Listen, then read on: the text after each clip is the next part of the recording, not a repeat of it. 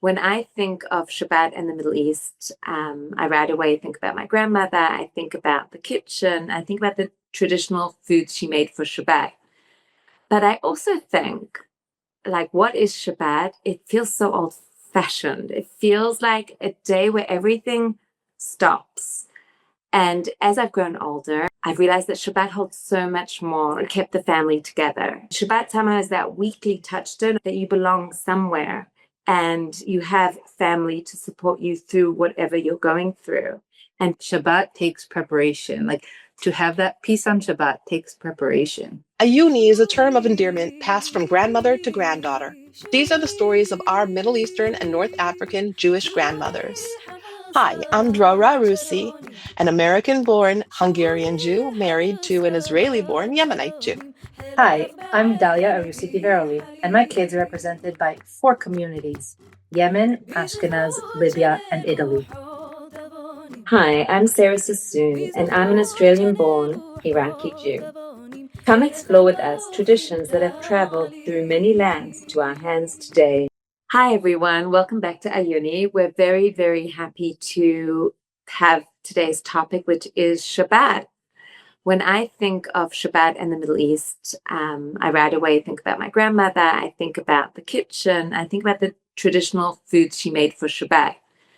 But I also think, like, what is Shabbat? It feels so old-fashioned. It feels like a day where everything stops.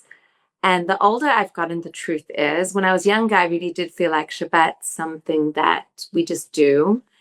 And as I've grown older and my children have grown older, I've realized that Shabbat holds so much more. And the wisdom of my grandmother in keeping Shabbat when they came to Sydney, in the same ways they kept it in Iraq, meant so much because it kept the family together. And that actually, I feel, is what Shabbat's about. And I don't know what your experiences are. I think we should talk about Shabbat, what it was like in the old communities in old Baghdad. I've got a lot of stories to tell. But I'd also like to reflect on what does Shabbat mean today and how much is carried through with us and through our grandmothers. So I'm going to say something because it's not necessarily my community, but I spent a month in Panama this past summer mostly with the Halabi community, with the Aleppan community there. And when you talk about family as Shabbat, that was the most beautiful thing I've seen. Every Shabbat, the greater family would get together. So when we'd be invited to a Shabbat lunch, you could have 30, 40 people at a regular Shabbat meal. There wasn't any special occasion or anything. You would have the children, the grandchildren, the great-grandchildren, and they'd all come, and beautiful hosting.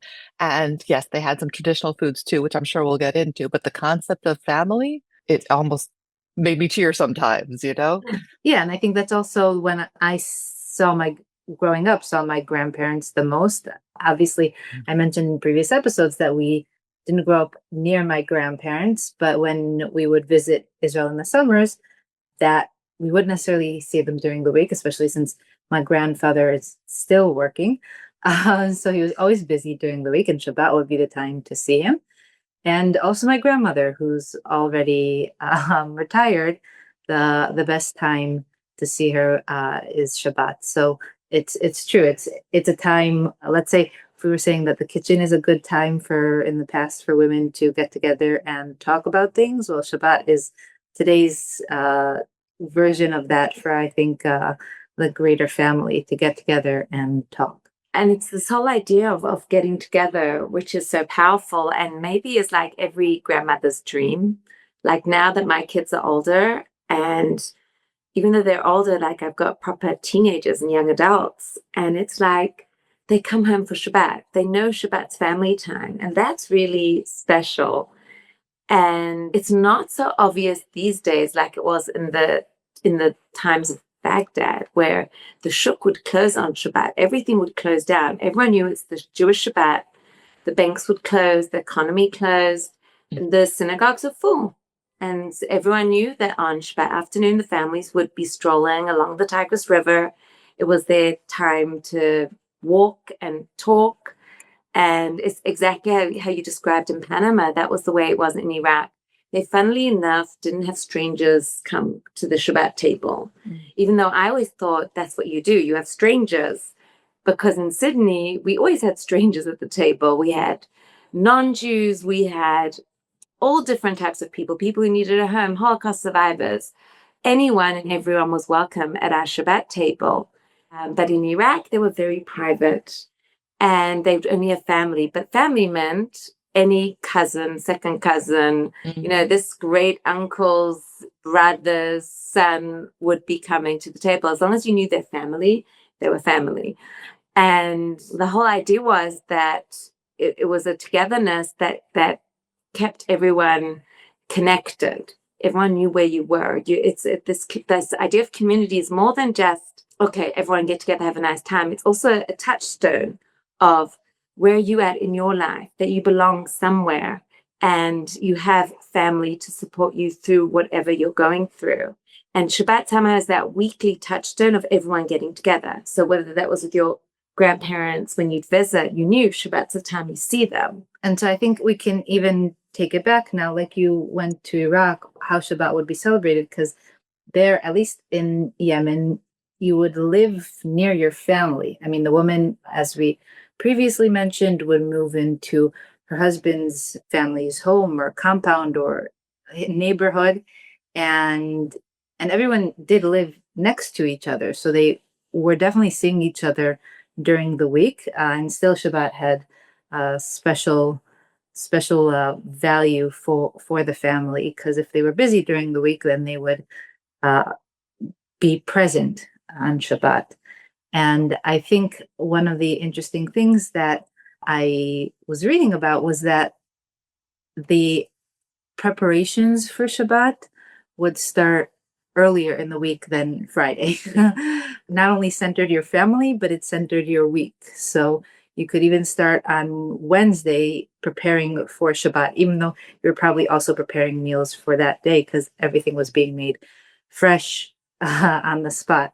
But preparations for Shabbat, because it was something special, started already on Wednesday in Yemen. Right. And even when they got to Israel, 2:00, 3:00 in the morning, they'd have to be up to set up the dough. But if you go back to Yemen, because that's where our focus is, there were, a lot of times the family would get together. But what happened when there was a clash between people? So I know that in our family, the grandparents didn't necessarily like the daughter-in-law. I'm going to say necessarily, but didn't like the daughter-in-law. And so, but the husband has to go to his parents, right? It's respect to go to your parents for Shabbat. So every Shabbat lunch, he would go to his parents, and every Shabbat lunch, the kids would have to be home with the mother because she couldn't bring herself to go there. So sometimes it was somewhat divisive too, because of this strong patrilineal society and the respect.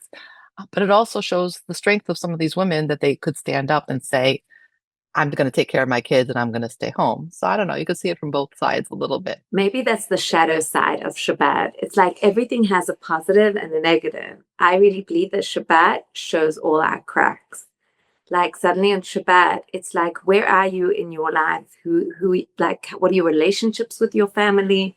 Suddenly you have nowhere to run.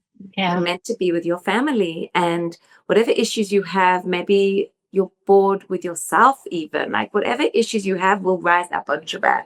Conflicts will come up, and suddenly you have to see, what have I created in my life? And it's actually not a bad thing to do it every week and face it, because can you imagine if you only did that once a year?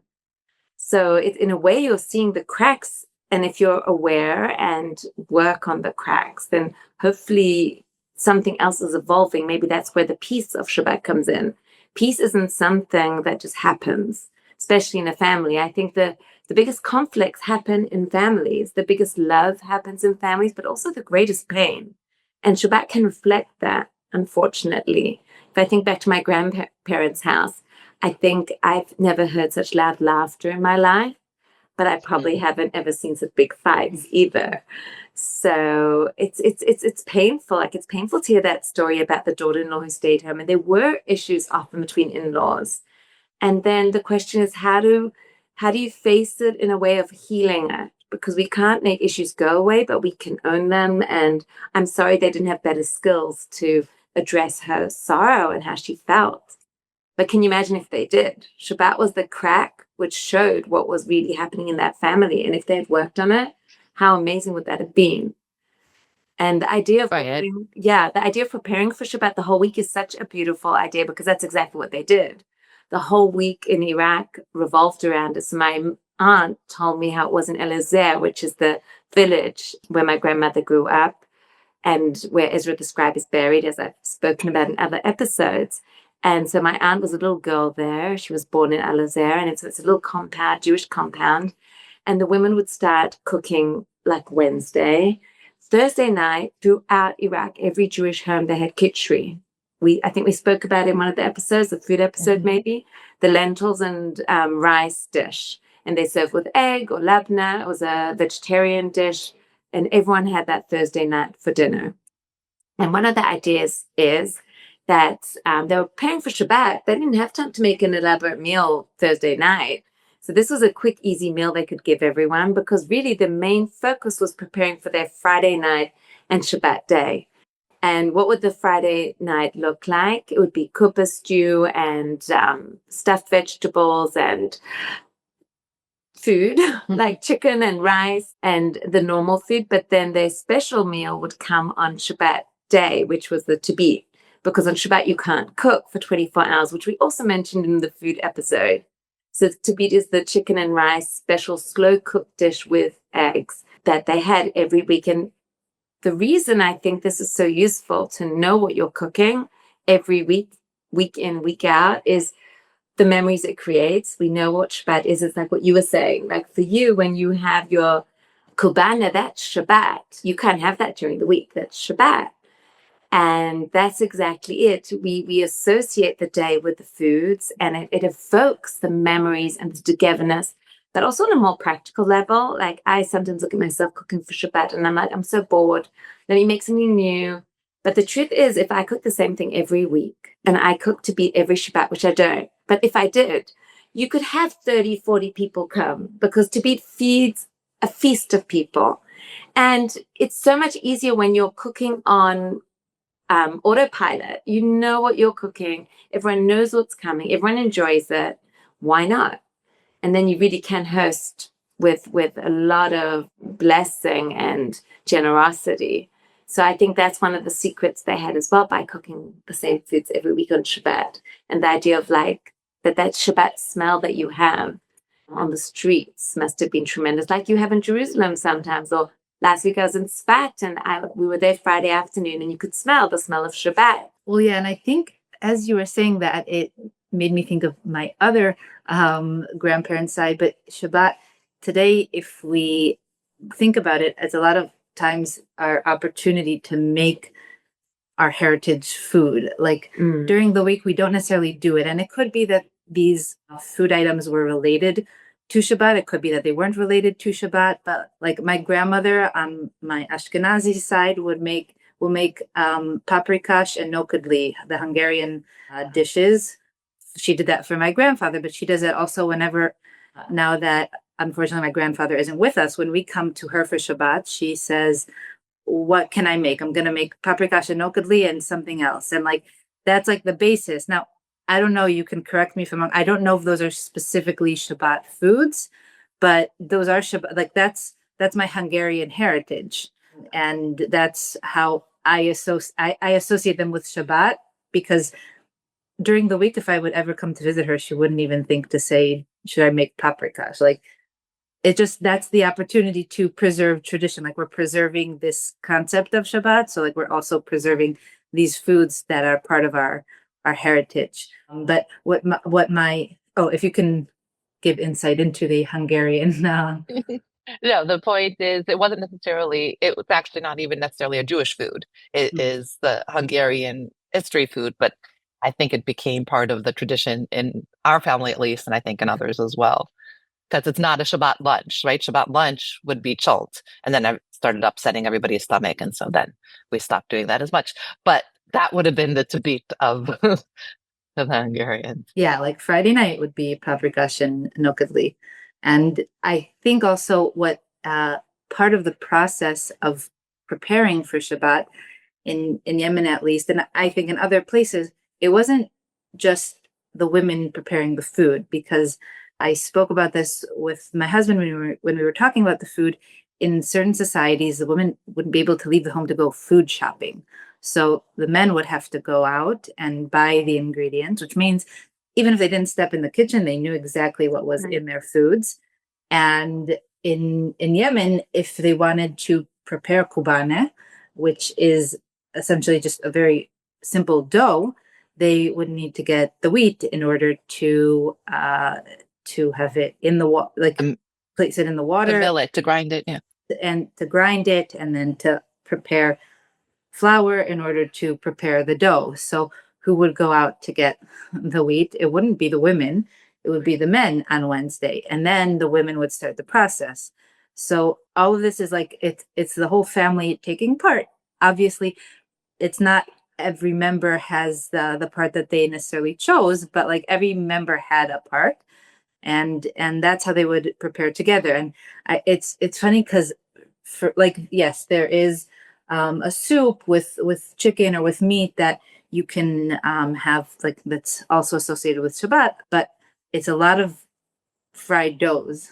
So a lot of that is the preparation is making these doughs. And the kubane I mentioned in the food episode, but I just want to stress how important it was, because that's what you would eat when you would come back from the synagogue. Like it was specifically for Shabbat. It was specifically for the morning. It was specifically for after prayers. And I think, like you said, like they looked forward to it, even if they had it every single week. And I want to make sure we clarify something, because we love listener feedback. And we had some on social media where there was a picture of a kubane.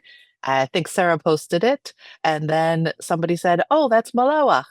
No, so here I have to explain the difference. Malawach is a thin dough, which is fried on top of on the stove or wherever it is. And it has to be made fresh, because otherwise it gets bad. And there's no leavening ingredients in it. So there's no yeast or sourdough starter or whatever there was in there. The kubane specifically sits there overnight, so it's warm in the morning, it's ready to go. The best part is if it gets burnt on the bottom, but it's a taller, leavened bread. So I just want to make sure we have that. And then, of course, you have the pitot for Shabbat, which would be made before. But the pitot and malawach and kubane are all, and jachnun can also be made for Shabbat. I was going to ask about jachnun. Exactly. I was wondering, so what is jachnun? Jachnun is like the same dough as malawach. It's rolled up and then cooked, like slow cooked with another dish overnight. Although also for Shabbat? Also, it could be for Shabbat. My grandmother said that she didn't eat it in Yemen. She only discovered it here. So I guess it's regional. Right. But she still makes it now. So... Right. And there are a few other doughs also that based on your region that sometimes you'll find them, but they're basically the same concept. So either they're leavened or not leavened. Right. So is this a good time to discuss challah?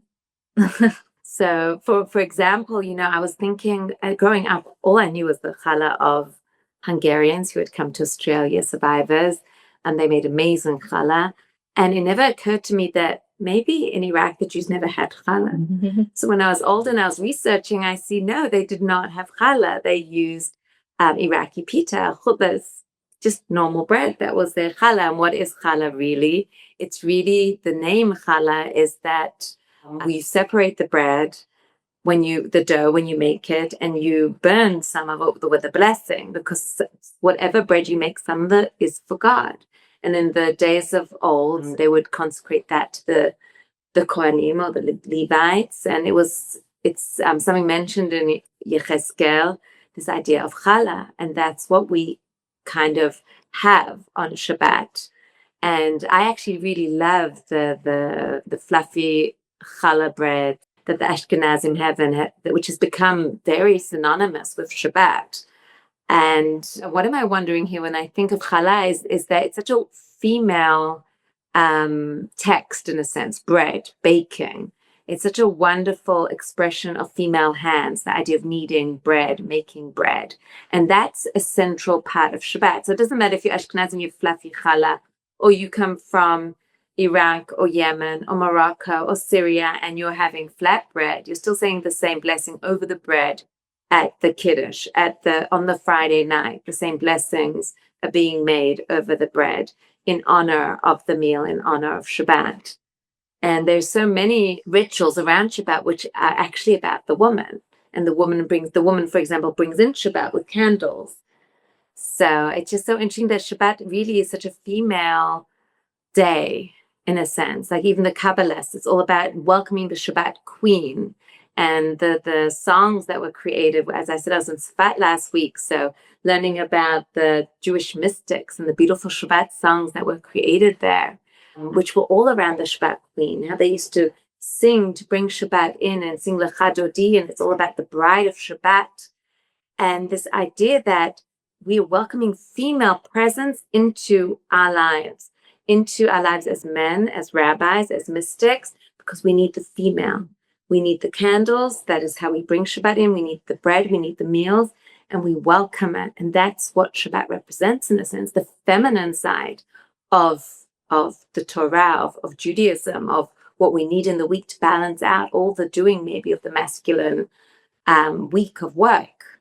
Those are just some thoughts I had. Well, it could connect to how we started talking about this podcast as the women holding together the family, and Shabbat, like we started this episode as a way of holding together the family, bringing everyone in and centering us. So I could understand that connection in that way. The woman here is preparing the Shabbat, bringing in the Shabbat, and the Shabbat itself is holding the family by being present every week and forcing us to be with each other. They're interesting when you talk about the cross-cultural infusions.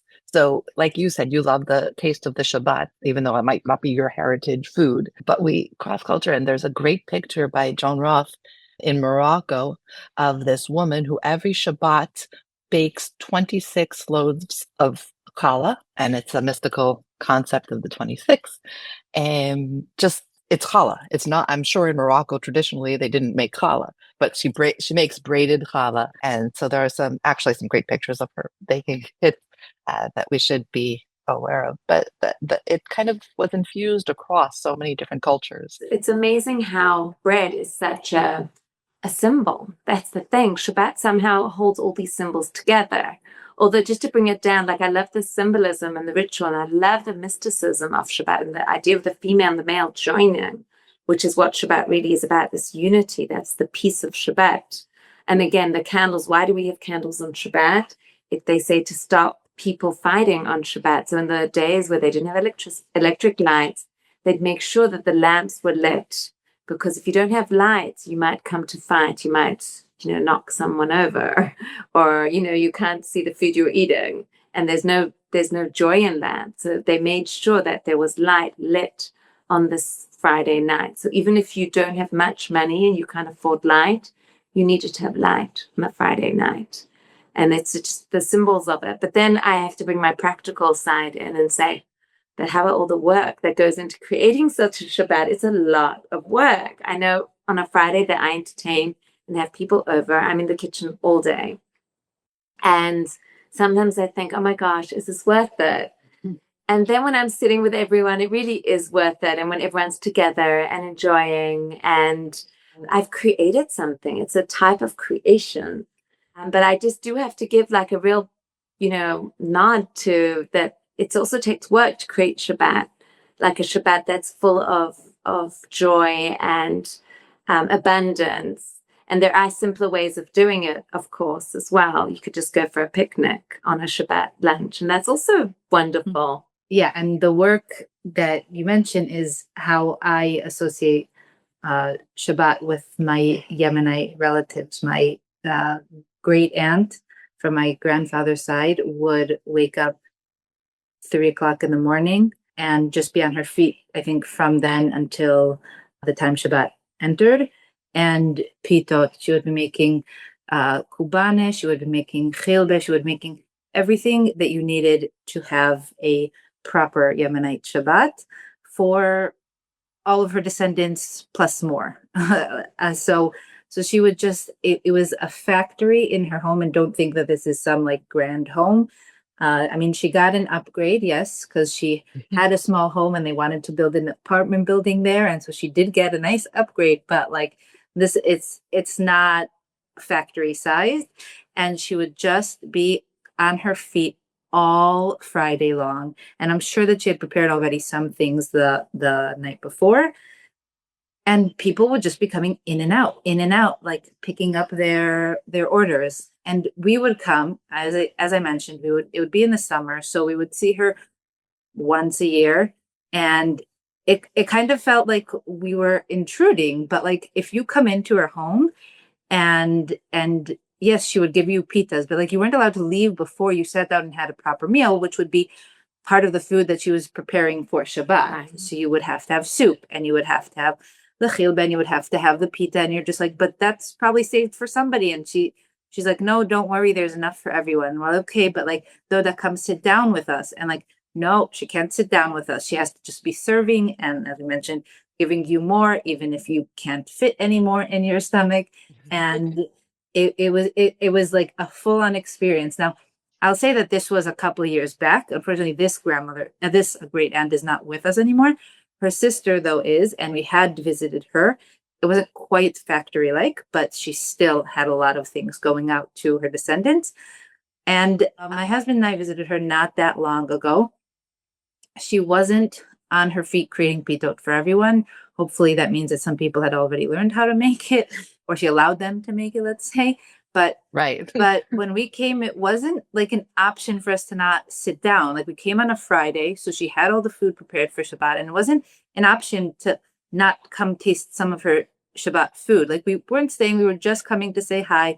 I wanted to introduce her to my husband. Like it was supposed to be very nonchalant, but it never is nonchalant, especially when it's on a Friday. I'm like, you already have all this food prepared for Shabbat, so let me just take some out and give you some.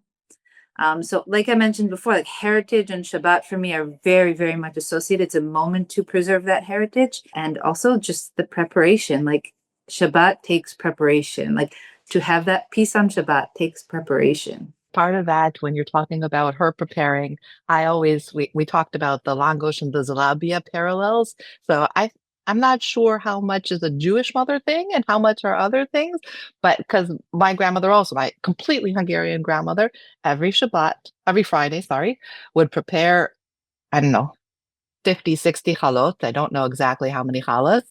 And it would be a revolving door. People would come in, they'd come pick up their chalot, and it wasn't family because she only had one kid, my father.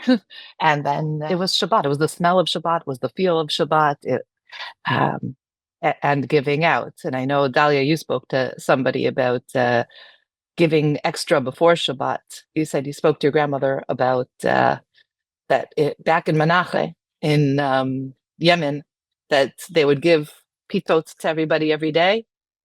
And then Friday, they would have to give the poor people who didn't have their own bread. They would prepare pitot for them and give them some extra pitot every day, the poor people in the village. And then on Friday, just like kind of the manna, in the desert, they'd have to give them double because they'd have to go home and take it to wherever they were living for Shabbat. But there's the concept of everybody has to have some kind of Shabbat. Just like you said, it doesn't matter what kind of money you have for light, you have to light the candles for Shabbat.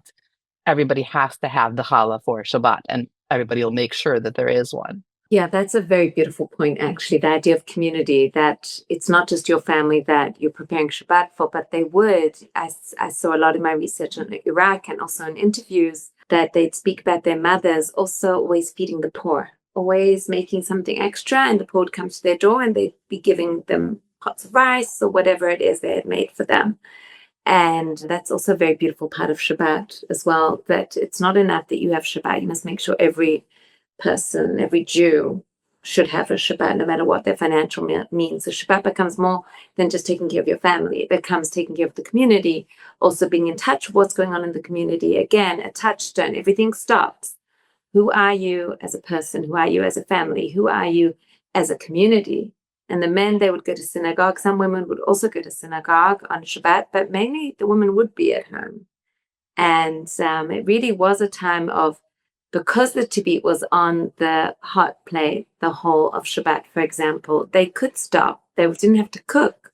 Shabbat morning. It was already cooked. It's like a different feeling almost that suddenly everything stops. And I do think we have to mention that. You brought up synagogue, and I think that's something we've been speaking about off air about the concept of synagogue and prayers, and that most of the women didn't go, and they'd have their prayers together or quietly, but it wasn't necessarily part of the synagogue. And sometimes it was. I mean, we know that, and I don't remember if I mentioned it here, but that there were places where it was very important for the women to be able to kiss the Torah every Shabbat. They would go to synagogue and they would be able to kiss the Torah. And then all of a sudden they get to another country and they're in a balcony.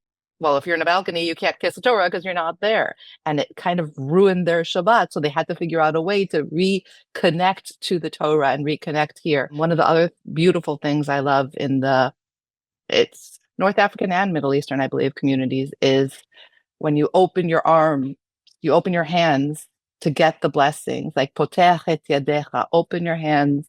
And when they take out the Torah, the women who do go to synagogue, the older ones who don't necessarily have the little kids at home, little kids wouldn't come, but you open your hands to the Torah, you receive the blessings.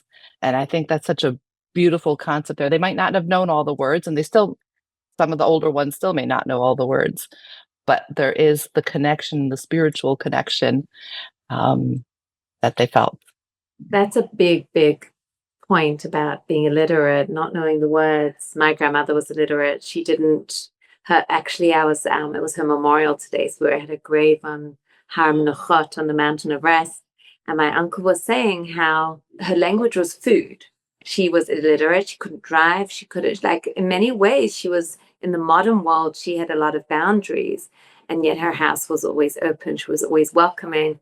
And she always made sure to keep Shabbat. And maybe that idea of a woman's role and woman's prayer through food, through family, food preparation, there's something so ritualistic about it as you chop the onions, as you chop the pasta. I know when I prepare a meal, even just a pasta salad like my grandmother did, I think of her and that ritualistic, consistent chopping it feels like a connection to her. And that means a lot to me, to connect to her as I cook. And I wonder if she cooked also and thought of her mother and her grandmother, and it also connected her. And it's the prayer you put in the food. She put so much love in her food. I tell you now that grave was surrounded by whoever was in Israel who were grandchildren. Her children flew from Australia to be there as well, 2 sons. So there was just so much love that she imbued just through food and through her smile and through her woman's wisdom, and very much through Shabbat, how we'd all get together around her table on Shabbat. And there's something very powerful in that, more powerful than a prayer book, it feels to me sometimes. Well, yeah, I think the concept of illiteracy in general had a different connotation, because I don't believe, yes, it was a patrilineal society and there were certain roles, but I don't believe that women were given less value because of their illiteracy. And they definitely were seen as people who had wisdom, even if it didn't come from reading books. Mm-hmm. And I think that's an important thing to remember today, because today we have a different view of it.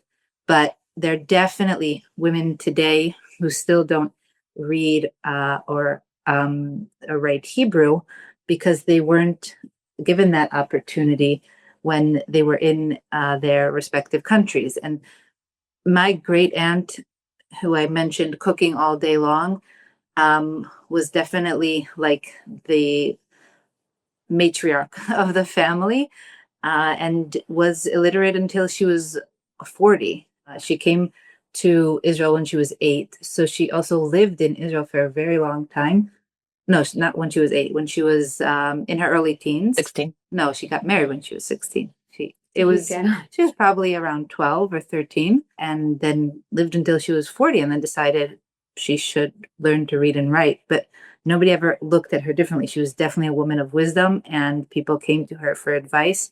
And it just a totally different concept. But then I wonder, and I don't have the answer, if she had a different relationship, if she tried to form a different relationship with the synagogue, because I don't know if she went to the synagogue. Like she did.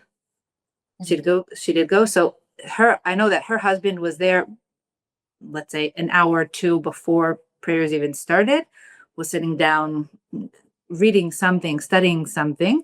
They lived very close to the synagogue, but like once you can read the prayers, you have a different association. So the potach et yadecha could be because they didn't know anything else, and they knew that the Torah had this real significance, and that was their connection in the synagogue. But if you don't know the prayers, it's very hard. And I'm sure a lot of them knew how to say it by heart. Like there's no doubt if you hear the men say it, if you hear your sons practicing, then you definitely at some point know to say it by heart. And I think that's also one of the main differences between men and women in the preparations for Shabbat, or at least boys and girls, let's say, because the boys, at least in Yemen, were preparing by learning the Parsha. They were learning the Torah portion.